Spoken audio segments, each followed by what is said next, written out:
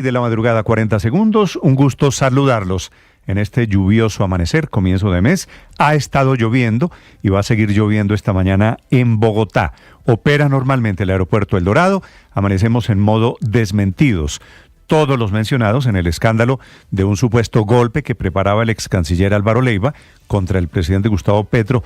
Todos, él en Colombia, los políticos vinculados o involucrados o mencionados en las conversaciones, lo están negando aquí en Bogotá y en Washington. La vicepresidenta Francia Márquez, por ejemplo, Vicky Dávila, los dos parlamentarios norteamericanos del Partido Republicano, todos en modo negación, diciendo que no es cierto. Apunta todo a que Leiva habló imprudentemente en un restaurante de los Estados Unidos, efectivamente hablando con alguien, un interlocutor no identificado, de que había que tumbar a Gustavo Petro. No sería la primera vez que Leiva participa en una conspiración. No solo intentó llegar al gobierno de Estados Unidos y menciona allí a Mario Díaz Balar y a otro parlamentario Jiménez, no es la primera vez y mete en esta conspiración al ELN y del Clan del Golfo. Ya lo había intentado en los años 90, lo vuelve a repetir el día de hoy.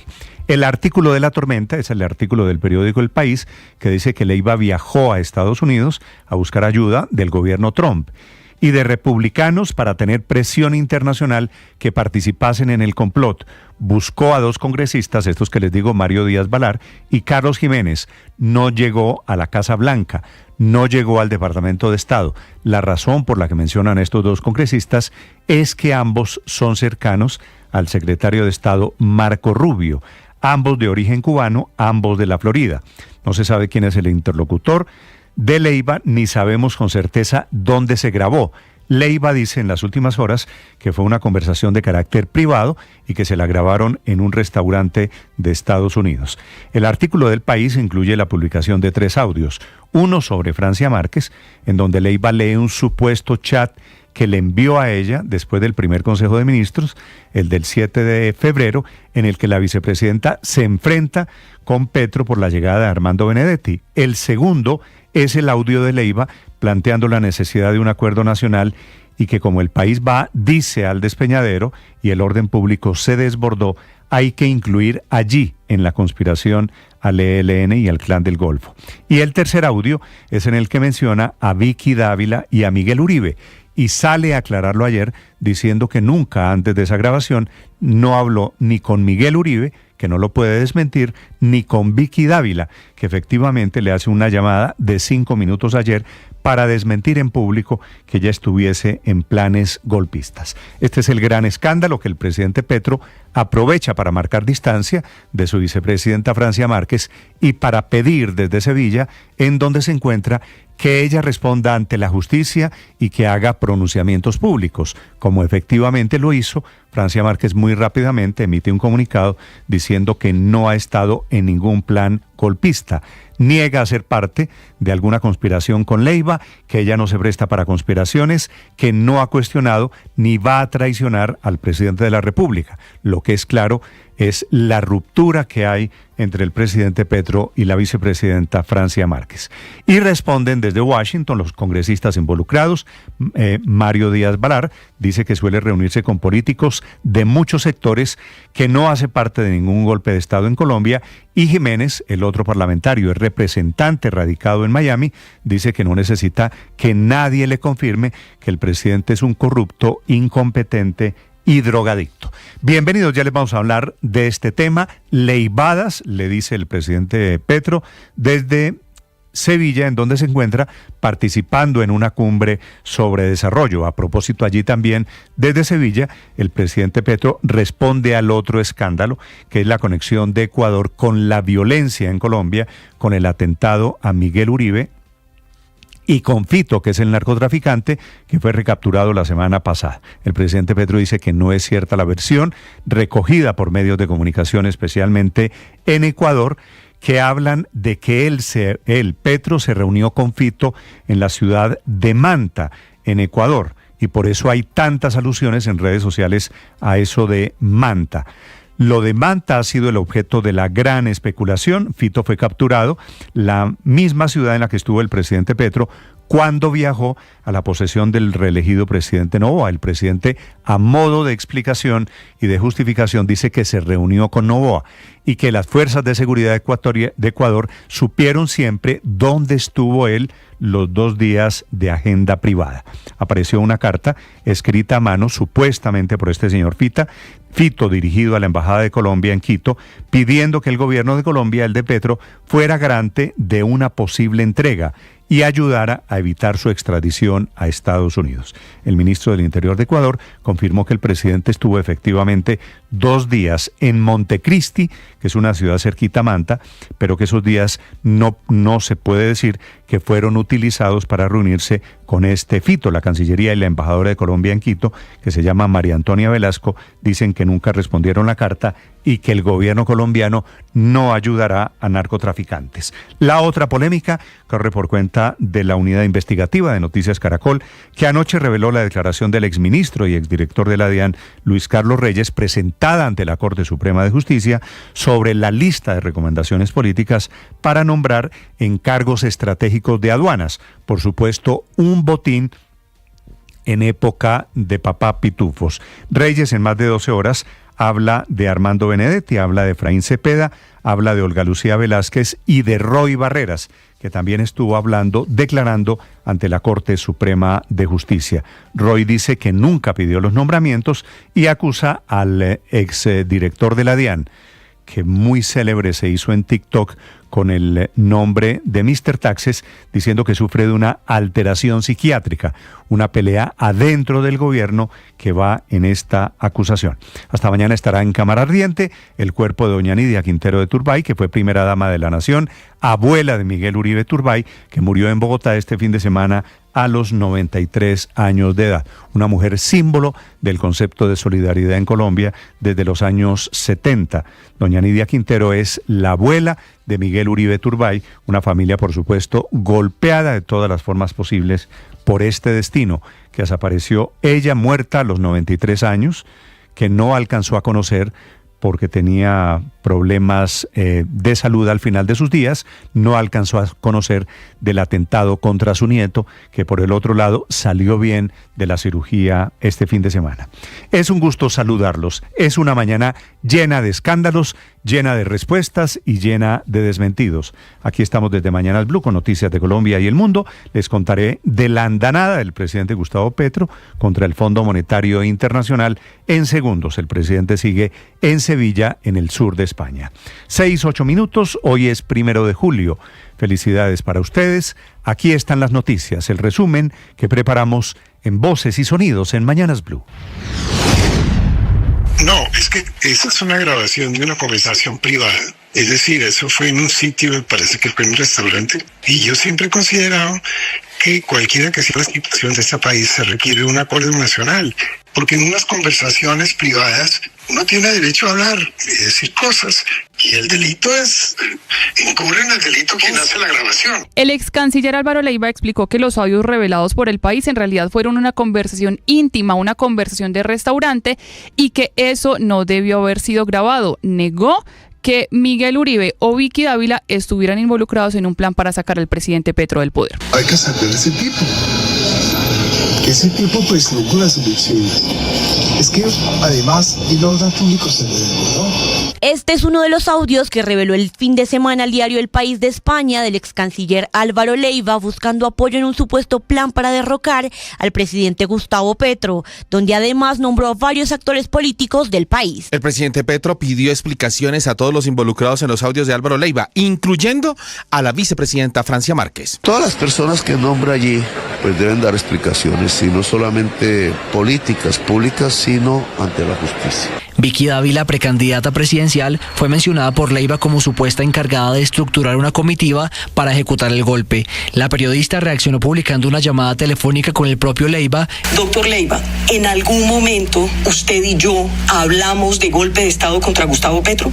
Nunca, jamás, en ningún momento, bajo ninguna circunstancia, o por lo menos no lo he pensado, y yo estoy seguro que usted tampoco. Los legisladores norteamericanos, también nombrados en los audios de Leiva, reaccionaron. Mario Díaz Balart escribió, abro comillas, me causan risa la cantidad de falsedades e inventos sobre mis frecuentes reuniones con miembros de la sociedad civil de Colombia. Siempre me he reunido con personas y grupos de distintos partidos y con diferentes opiniones, incluyendo múltiples encuentros con funcionarios del actual gobierno de Colombia, como el presidente Petro, embajadores de Colombia, entre otros. Me tengo que reír por tantos inventos, tonterías e hipocresía. Me recuerda al dicho cada loco con su tema, es lo que escribe el republicano Díaz Balart. Jiménez fue un poco más ácido en su crítica, dice, abro comillas, con mucho respeto, no necesito que nadie me convenza que Gustavo Petro es un drogadicto, corrupto, patético, incompetente y peón del dictador Nicolás Maduro. Petro ha convertido a Colombia en el hazmerreír del mundo y todos los días lo comprueba más. Era lo que escribía el congresista. El ministro Armando Benedetti dijo que este complot es oscuro y perverso. Primero que todo, quedó anonadado, quedó sorprendido, aunque ya había escuchado de alguna de esas circunstancias y de alguna de esas acciones que tienen que ver con la conspiración contra el Estado, contra el mismo poder, contra el mismo gobierno, en el cual que lo haga un exministro es bastante grave. Desde la vicepresidencia emitieron un comunicado rechazando de manera contundente cualquier intento de usar su nombre para conspiraciones o movimientos antidemocráticos. El presidente Gustavo Petro y la Cancillería se desmarcaron de cualquier relación con el narcotraficante ecuatoriano alias Fito, luego de que este les enviara una carta pidiendo apoyo para una posible entrega. Dice la Cancillería que nunca es garante en procesos con narcotraficantes y no ha recibido ninguna solicitud formal. Y ante esto, el ministro del Interior de Ecuador, John Reinberg, confirmó que el presidente Petro sí estuvo 2 días adicionales a la agenda oficial en la ciudad de Manta, pero siempre dentro de una vivienda, y no puede confirmar que se haya encontrado con el delincuente. Efectivamente vino a la posesión, todos lo vieron, salió de la posesión directamente hacia Montecristi, hacia Manta, estuvo allá en la zona, llegó a una casa de lujo, permaneció, si no me equivoco, fueron 2 días. Nunca salió ni siquiera a comer, o sea, estuvo ahí encerrado. Decir con quién se reunió no lo puedo decir. Desde España y en la 4ª Conferencia Internacional sobre la Financiación para el Desarrollo, el presidente Gustavo Petro desafió el sistema financiero global y la política exterior estadounidense. Exigió además liquidar el Fondo Monetario Internacional. Si el FMI no es capaz de reestructurarse ya frente a los principales problemas de la humanidad, pues el FMI se tiene que liquidar como institución multilateral del mundo. Aquí no vino el principal accionista del FMI, los Estados Unidos de Norteamérica. Aquí el que habló a nombre del FMI no dijo nada, con el perdón de él.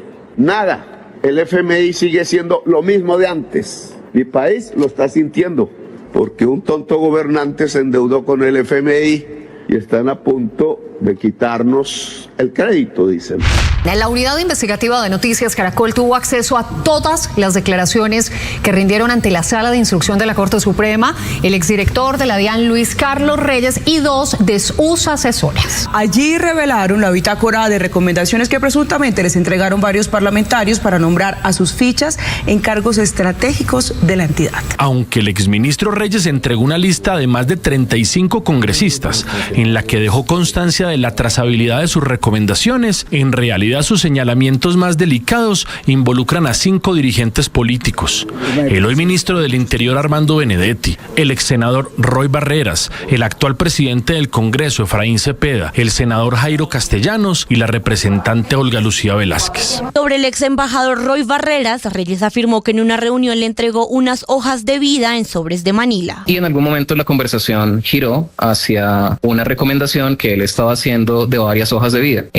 Una era en efecto para la Dirección de Aduanas de Buenaventura, otra para la Dirección de Aduanas de Cali. En su versión ante la Corte, del ex senador Roy Barreras sostuvo que el relato de Luis Carlos Reyes es una ficción perversa de un contradictor político. Uno empieza a observar el comportamiento de esta persona como una categoría de mitomanía que se llama pseudología fantástica. Jamás en toda mi vida pública le solicité a ningún director de la DIAN, incluyendo a direcciones seccionales en ninguna parte.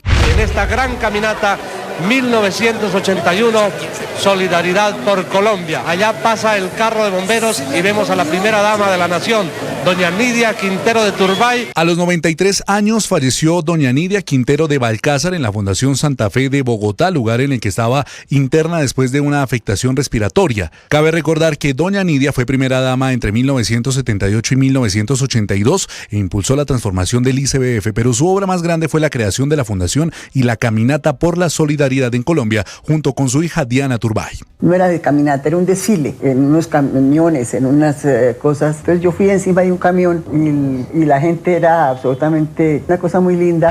La Cámara de Representantes aprueba por segunda vez la reforma pensional. El gobierno está celebrando que continúa una de sus iniciativas más importantes. El ministro de Trabajo, Antonio Sanguino. Yo creo que se ha subsanado el vicio o los problemas de trámite que tenía esta reforma y yo creo que a la Corte ahora le corresponde validar esta subsanación y pronunciarse de fondo en un fallo. Entre tanto, el ministro del Interior, Armando Benedetti, confirmó que no sería posible que esta ley entrara en vigencia el 1 de julio como estaba previsto. La reforma pensional, lo que viene ahora es que la Corte Constitucional lo que hace es discutir de fondo la ley y una vez salga el fallo, automáticamente empieza la vigencia.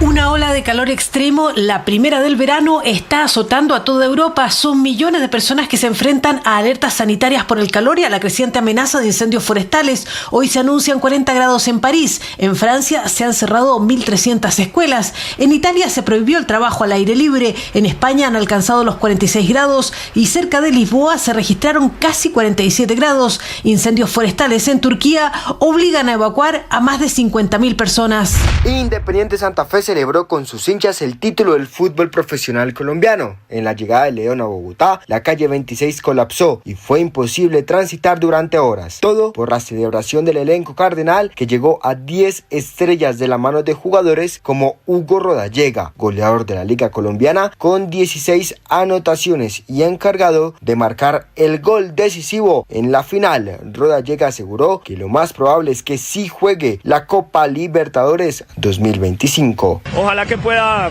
aportarle a este equipo, vamos a ver qué se decide, pero yo creo que lo más seguro es que sí continúe, porque no voy a abandonar el barco ahora mismo. ¡Gol del Al Hilal de Marco Leonardo! La pasa mal defendiendo el Manchester City. Al Hilal de Arabia Saudí eliminó al Manchester City del Mundial de Clubes tras vencerlo 4-3 y se enfrentará al Fluminense. El equipo brasileño le ganó al Inter de Milán con una brillante actuación del colombiano John Arias. Hoy se jugará Borussia Dortmund Monterrey y Real Madrid Juventus.